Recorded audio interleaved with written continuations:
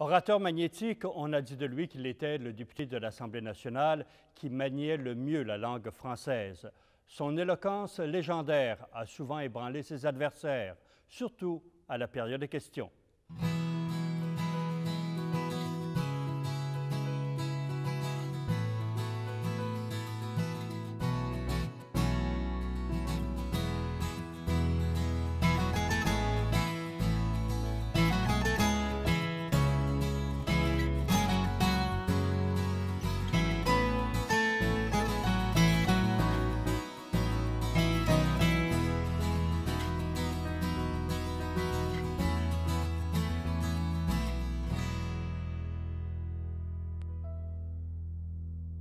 Bonjour, M. Brassard. Bonjour, M. Morin. Durant cette période très difficile là, Oui. de la crise économique et des troubles à l'intérieur du PQ, vous aviez une fonction. Oui. M. Lévesque, vous avez confié Oui. la fonction de whip en chef du gouvernement, un peu le préfet de discipline. Oui. Ça devait être assez difficile, ça. Alors là, c'était...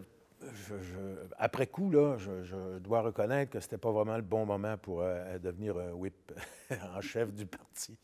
Parce qu'on connaît la fonction de whip, c'est une fonction, oui, disciplinaire. C'est le parlementaire qui a le mandat du chef de maintenir une certaine discipline, une certaine cohésion au sein de l'aile parlementaire, qui prévoit aussi, évidemment, les interventions, qui programment les interventions des députés à l'occasion de débats sur des projets de loi, qui s'assure évidemment que la majorité est toujours bien présente au moment des votes, parce que dans un régime parlementaire de type britannique comme le nôtre, il faut que le gouvernement conserve constamment, de façon constante, dans les grands moments, la majorité, la confiance de la majorité, l'appui de la majorité des députés. Alors, c'est la fonction du whip de s'assurer que cette majorité-là est toujours présente, puis que les députés sont là à l'Assemblée pour voter et appuyer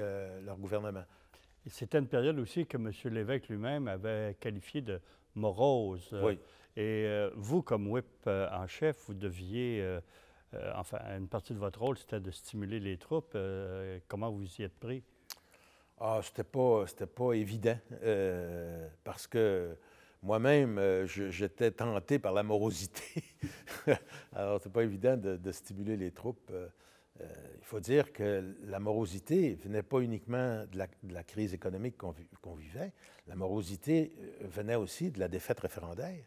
Hein? Ça persistait, tout ça, là. Il y avait des suites, des séquelles qui perduraient, là. Ça a duré pendant des années, cette défaite-là, parce que ça a eu des conséquences considérables sur le plan constitutionnel, la défaite référendaire.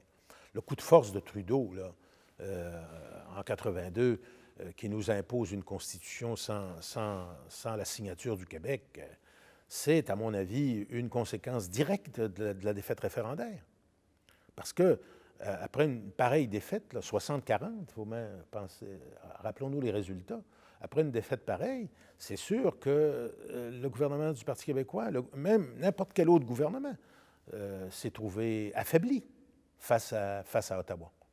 Justement, M. Lévesque a tenté de modifier un peu la stratégie du PQ. C'était à l'époque du beau risque, c'est-à-dire la mise en veilleuse de l'option souverainiste pour les élections qui s'en venaient. Est-ce que vous étiez d'accord avec cette stratégie-là et aviez-vous prévu l'onde de choc qu'elle allait suivre? J'étais pleinement d'accord avec M. Lévesque. Je vous le répète de nouveau. Moi, c'est l'homme politique que j'admirais le plus. Alors, j'étais prêt à le suivre en enfer s'il fallait. Et je lui faisais totalement confiance et j'adhérais à son raisonnement aussi. J'adhérais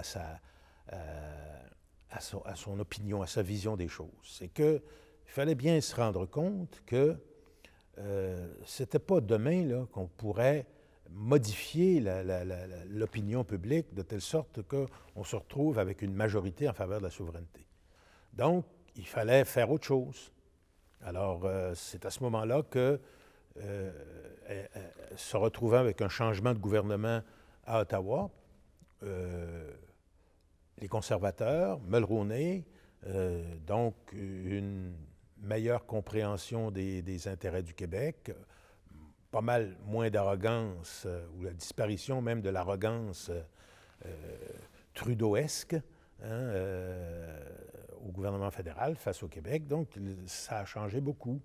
On se souvient du discours de Sept-Îles en 1984, lors de la campagne électorale fédérale, discours qui avait été écrit très largement par Lucien Bouchard, sur l'invitation par Brian Mulroney, s'il était porté au pouvoir, de faire en sorte que le Québec réintègre la Constitution dans l'honneur et l'enthousiasme.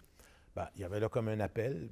Pourquoi pas ne pas répondre à cet appel-là, puis essayer de faire avancer le Québec. Et c'était la métaphore utilisée par l'évêque qui a fait beaucoup de bruit et qui a suscité beaucoup de controverses par la suite, la métaphore du beau risque.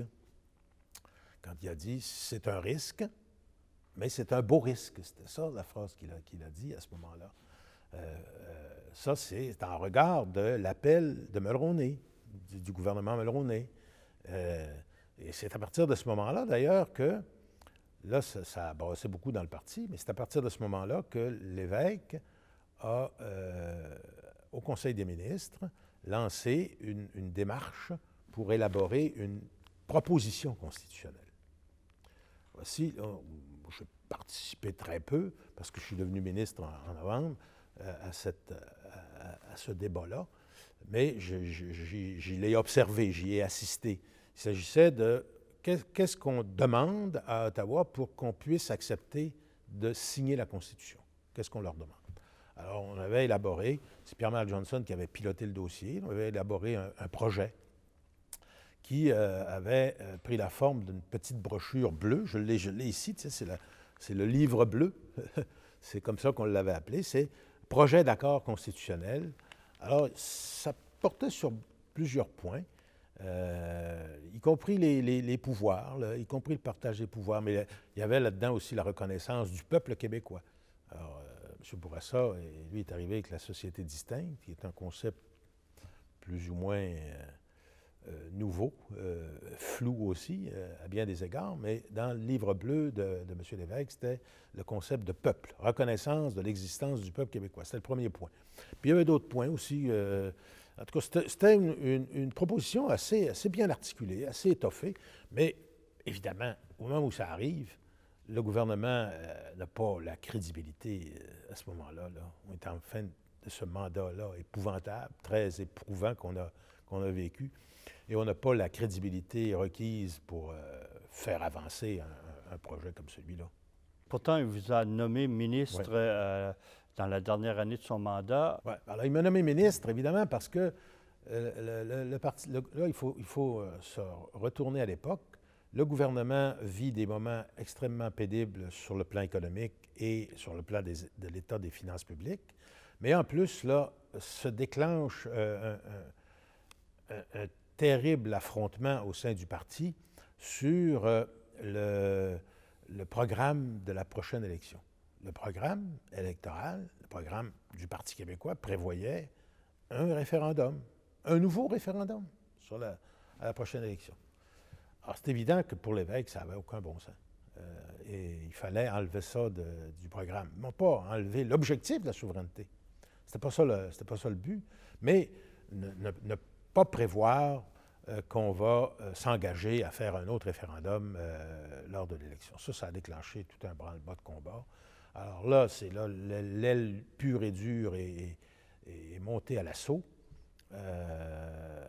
Et plusieurs membres du Conseil des ministres, et pas les moindres, les Jacques Parizeau, les Camille Lorrain, Jacques Léonard, ont claqué la porte du Conseil des ministres en désaccord profond avec la vision de M. Lévesque, son approche stratégique également. Alors, moins dans le caucus, je dois dire, je ne sais pas si c'est parce que j'ai bien fait ma tâche de whip, mais il n'y a pas eu beaucoup de défections au sein du caucus. Le gros des défections s'est fait au Conseil des ministres. Alors évidemment, M. Lévesque là, se retrouve avec des problèmes de remplacement. Et c'est à ce moment-là que je suis entré au Conseil des ministres. J'ai remplacé Guy Chevrette au loisir chasse et pêche. On est en novembre 84. J'étais évidemment très, très heureux, même si ça s'est fait dans un climat épouvantable, très, très mauvais. J'étais content, forcément, parce que quoi que disent bien des députés, hein, c'est tout à fait légitime et normal, et ça va de soi qu'un député aspire à entrer au Conseil des ministres.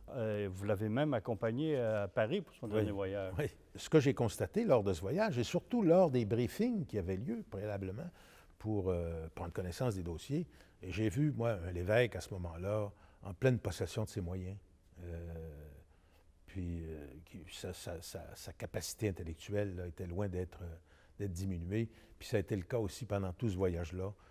En France, on était reçus par Mitterrand, par Fabius, qui était premier ministre à l'époque. C'était un très, très beau voyage. Et Lévesque a été impeccable. Donc, les rumeurs qui circulaient là, sur ces défaillances de santé, puis aussi sur le plan intellectuel, moi, je ne les ai pas vues du tout. Je ne les ai pas constatées à l'occasion de ce voyage-là.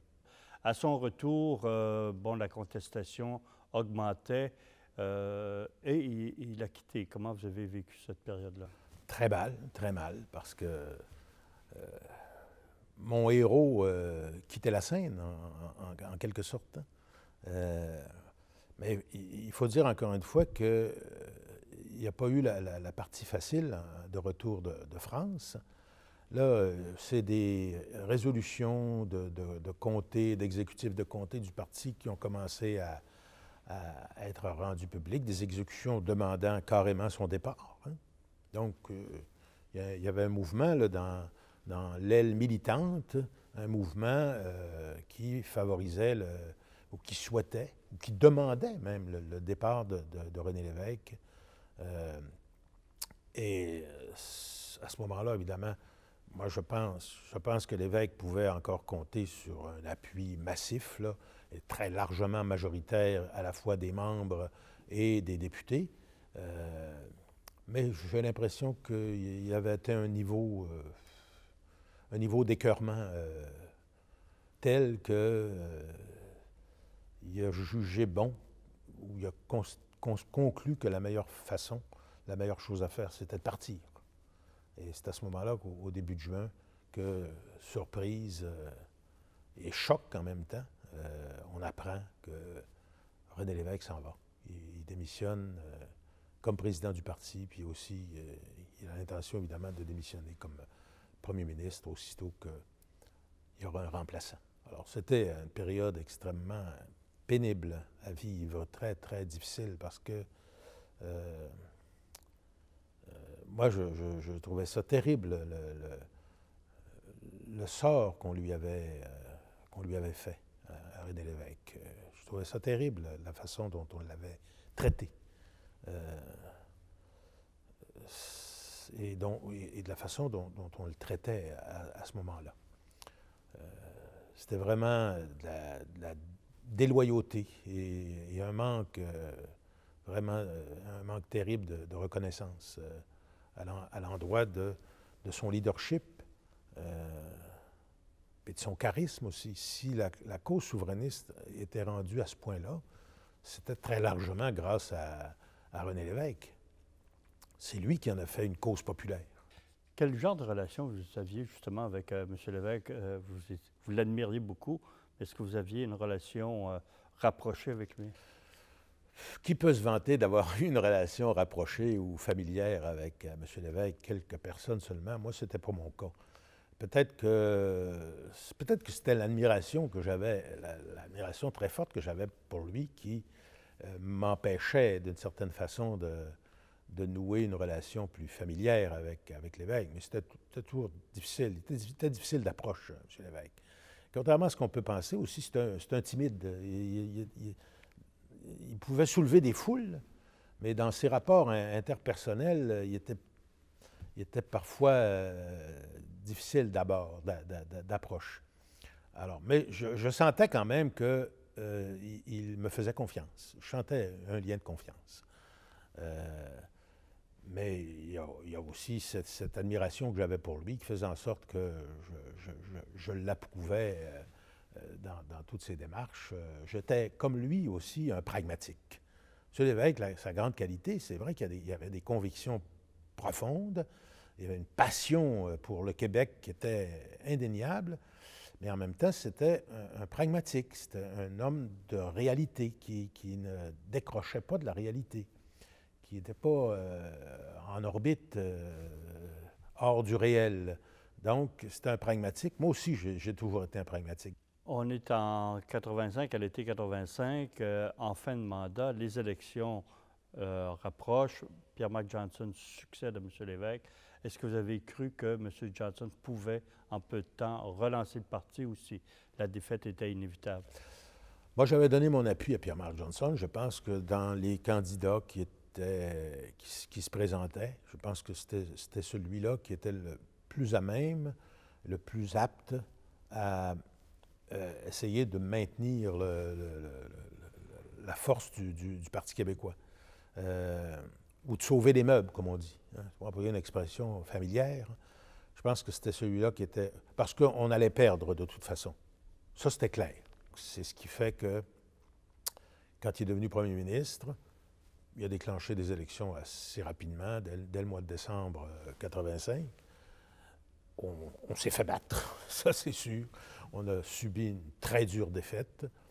On s'est retrouvé 23 députés. On s'est retrouvé avec un contingent de 23 députés. C'est ça que je disais tantôt. Quand on regarde les 23, le contingent des 23, on se rend compte que ce sont tous des députés qui s'étaient profondément enracinés dans leur comté, parmi leur population, de telle sorte que cet enracinement leur a permis de résister à la vague. J'en faisais partie, bien sûr. Parmi ces 23 députés rescapés, vous êtes du nombre. Comment vous vous êtes adapté au rôle de député dans l'opposition et peut-être pour plusieurs années? Ça a été une adaptation qui s'est faite assez bien, puis assez rapidement. Mais il faut dire aussi que quand on regarde les 23, à part Pierre-Marc Johnson, puis moi, puis Jolivet, puis quelques autres, là, qui étaient ministres, mais depuis fort peu de temps, on se rend compte que tous les gros canons ne sont plus là. Hein? Les grandes personnalités flamboyantes et connues de 1976 ne font plus partie de ce groupe parlementaire de l'opposition. Donc, c'est comme une espèce d'une autre génération là, de députés qui prend le relais, puis cette fois-ci, évidemment, dans l'opposition. Alors c'est Chevrette, Gendron, moi, qui avions la responsabilité, en quelque sorte, maintenant, de porter le parti, je dirais, sur nos épaules, et de s'habituer, de faire l'apprentissage d'un nouveau rôle qu'on ne connaissait pas. C'est le rôle de l'opposition. Autrement dit, ce qui est arrivé en 85, c'est une sorte de changement de garde au sein du Parti québécois. Ceux qui vont se retrouver au devant de la scène, ils étaient là déjà, là, depuis 1976, mais un peu en arrière-plan. Et là, dans l'opposition, à partir du moment où on est dans l'opposition, c'est là que je vais devenir, moi, entre autres, ce que je peux appeler un acteur politique d'importance, pas un premier rôle, là, mais je vais jouer un rôle politique plus important que ce que j'avais joué lors de mes 2 mandats précédents, quand on était au pouvoir, au gouvernement. Je pense que c'est ça, le grand changement dans ma vie politique, là. C'est que je deviens un acteur politique. Dans l'opposition, bien sûr, mais un acteur politique. Donc, quelqu'un qui va jouer un rôle relativement important dans les événements qui vont se dérouler dans ces années-là. Ça n'a pas empêché la contestation à l'endroit de M. Johnson et son départ lui aussi. Ah oui, absolument. Ça a repris de plus belle. Ça a repris de plus belle. Ce que M. Lévesque avait vécu, eh bien là, Pierre-Marc Johnson va de nouveau, va lui aussi le vivre. Donc, contestation interne, des présidents de comté, des présidents régionaux qui deviennent subitement là, des vedettes médiatiques, inconnues auparavant, deviennent des vedettes médiatiques. Il faut dire que les médias adoraient ça, faire parler des présidents de région, des présidents de comté, qui critiquaient Pierre-Marc Johnson, et puis qui surtout, évidemment, vont s'opposer à la démarche qu'il va proposer à ce moment-là, qui est une démarche qui a été, à mon sens, mal comprise, qu'on a appelée la démarche de l'affirmation nationale. Mal comprise parce qu'interprétée par beaucoup de monde au sein du Parti québécois comme étant un renoncement à l'objectif de souveraineté. Ce qui n'était pas le cas. Ça n'a jamais été la volonté ni de Johnson, ni de ceux qui l'entouraient à l'époque, dont je faisais partie. Ça n'a jamais été son intention de supprimer du programme l'objectif de souveraineté. Alors, donc, il a décidé de partir. Ça nous a beaucoup attristés, nous, au sein du caucus, là, les 23 qui constituaient l'opposition officielle. Ça nous a beaucoup affectés, ça nous a beaucoup attristés, chagrinés, parce qu'on l'aimait bien, Pierre-Marc. On avait une bonne relation avec lui, c'était quelqu'un de chaleureux. Donc, on avait une relation amicale avec Pierre-Marc Johnson, qui était différente de celle qu'on avait avec René Lévesque, c'est sûr. Mais on avait une bonne relation, puis on l'appréciait, on l'estimait. Moi, en tout cas, c'était mon cas. Puis beaucoup de mes collègues aussi, on estimait beaucoup Pierre-Marc Johnson. Et donc, on a été très attristés, puis très chagrinés de voir quand il a décidé de partir. Le dossier de Meach, là, vous jouez un rôle important comme, je dirais, plaideur, presque, orateur. Quelle était votre stratégie et comment vous avez accueilli ces propositions-là du Québec? Quand l'histoire, la saga de Meach a commencé, c'était Pierre-Marc Johnson qui était chef à ce moment-là encore. Et la position du Parti québécois, c'était une position d'opposition. On s'est opposé à Meach parce que, pour une raison très simple, parce que c'était trop peu. Quand on regarde, par exemple, le petit livre bleu qu'on avait élaboré, la position qu'on avait élaborée à la fin de 84, puis qu'on compare ça à Meach, c'est sûr que Meach, c'est très, très modeste comme revendication constitutionnelle. On abandonne le concept de peuple pour le remplacer par un nouveau concept assez vague de société distincte. Puis on se limite à quelques points en plus sur la nomination des juges, une certaine forme de limitation du pouvoir de dépenser. C'était extrêmement modeste comme revendication. Donc, on s'y oppose à cause de ça. On tient compte parce que c'était pas assez. Principale raison. Deuxièmement, stratégie, bien, on va s'efforcer en Chambre et en dehors de la Chambre aussi, à partir du moment où on juge que c'est la proposition constitutionnelle la plus modeste qu'on puisse imaginer au Canada, à partir de ce moment-là, c'est sûr que notre stratégie, ça va être de faire en sorte que M. Bourassa n'accepte pas de diluer encore une proposition jugée minimale. C'est ça la stratégie, parce qu'on connaissait bien M. Bourassa.